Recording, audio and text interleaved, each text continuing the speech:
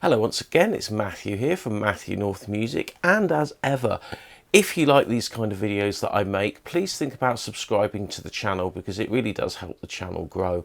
And if you do like this video, think about hitting the like button, and if you click the little bell icon, then you'll be notified of the next video that comes up in the channel. Anyway, today's video is going to be a repair video, and it's going to be based on this synthesizer here. And you might think, well, that sounds right, it seems to work, and yeah. It makes noise, and it kind of does all the functions that you want it to do. You know, it's got different patches, and you know, it all basically works, except it's got one fault, and it's to do with these sliders here.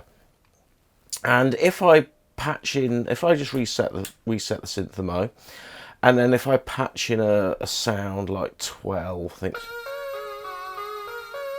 And then if I go to adjust this slider, you can tell the pitch has gone down, and actually when I hit a note, that's not showing the full octave. So this slider's not working. And this one seems to be flashing lights randomly as well, but I think that's something else. But this slide is what we're dealing with today anyway. So what we're going to do is we're going to try and actually repair that so we get our full octave of travel, and hopefully it will then not go to some weird key that it changes to after you've used it the first time. First thing I've got to do then is get this synth apart, and this is mounted into its little keyboard here, but it's fairly easy to disassemble because the keyboard's just plugged in with this ribbon cable here, so we'll just pop that out, and that goes to a standard sort of box connector there.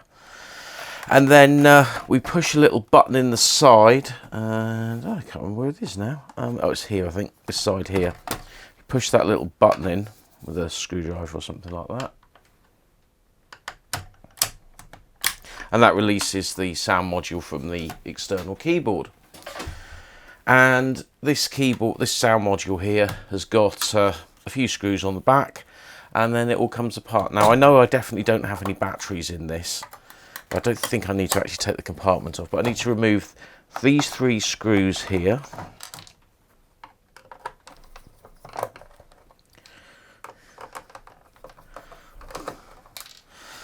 And then we've got some screws at the back here.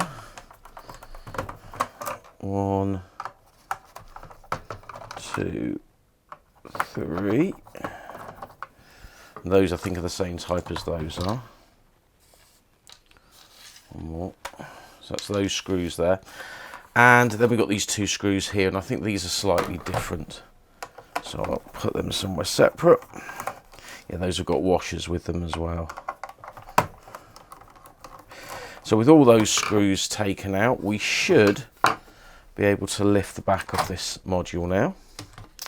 And if I just turn this around so you can see it a bit better, if I lift the back off slowly, and we have got a couple of little wires here. We've got this wire here which goes to the little internal speaker, and then we've got this wire here that goes to the battery. So we unclip both of those, and this is then free to be released. We then have the back of our keyboard, and this is the bit that we're concerned with. So again, we've got 4 screws here, and again I think they're the same as the case screws. Yeah, they are indeed. So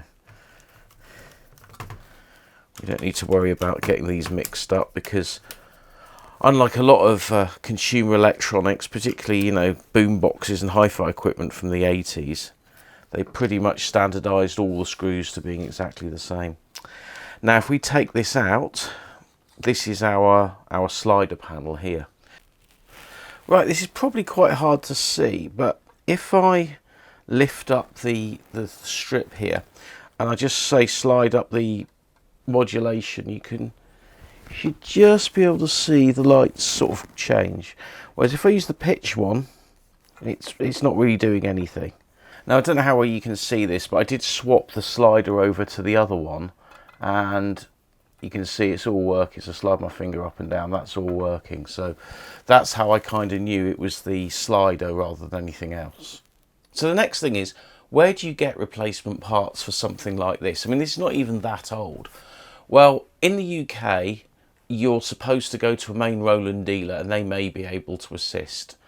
I didn't go that way. I just looked online and I found the replacement part, which I ordered from America, and it turned up within about a week. And this came from a company called Synths. Now, if you don't know who Synths are, they're a really big American company that buy and sell old synthesizers. They also sell parts.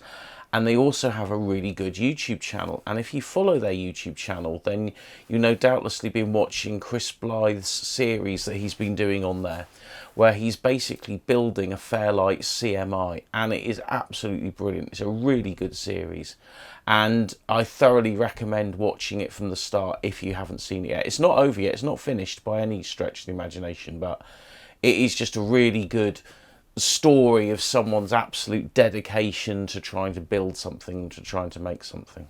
Inside here is our replacement slider in its proper Roland Corporation, where it came from. And if we take it out the packet, now these ribbon connectors here, you have to be very careful with this, because these ribbon connectors here are very delicate, and I'm a little bit conscious every time I take this thing out, I may be damaging the connector on the good slider, so got to be a little bit careful with this. And what I'm going to do is I'm going to peel off the bad connector. Now I think this literally does just, it just peels off like that, and you can see it's like a little membrane on the back. It works like a similar membrane to something like a Sinclair ZX81 computer. We know how problematic they were, so yeah, this is going to be replaced. I mean, you know, you'd expect this to last a bit longer, but honestly, I had this fault kind of developed within owning this for a couple of years. So let's hope that the replacement will do the job. And if I turn it round, you'll be able to see it's got like an adhesive side to it, so it should literally just stick straight to the plastic that I've peeled the old one off. Now, to make sure that everything's clean, I've got some isopropanol alcohol here, and I'm just going to spray a bit onto some kitchen roll, and I'm just going to give this a little clean, because I want to make sure that there's no kind of old residue or gummy residue that may affect the flow of traction when you're using the thing. So I'm just going to dry it off now with a dry bit of kitchen roll, and that looks good. I'm going to pop my glasses on, the Magic Electronics glasses, because obviously I'm extremely vain and obviously I don't need to really wear glasses. And we then got to peel off this backing, which is easier said than done. I have to find something a little bit sharper just to start me off. Just use a particularly blunt Stanley knife. Should change the blade in this. There we go. Okay, so we've peeled off our backing, and I'm just going to stick the old backing on the old switch. And there goes the sounding knife, and then we've got to place this in the right position on here. Now, you have got like a little marker at the bottom there. So yeah, here we go. It's always a little bit nerve-wracking. And this needs to be, it all needs, oh dear, I just dropped it. I'm glad I dropped it that way, not the other way. And yeah, let's line him up. I think if I pop this in line with that, and then that goes there. There we go. Okay, that's our new slider in place. I'm now going to fit that back into the caddy, and we'll see if it works.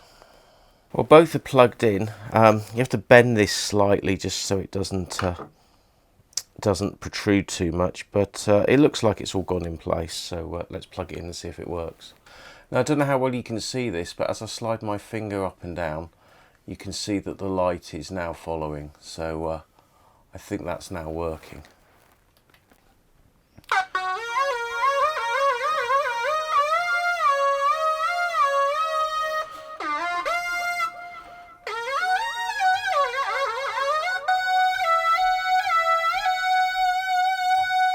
So yeah, it's all working as it should do now, so I'm pretty happy with that.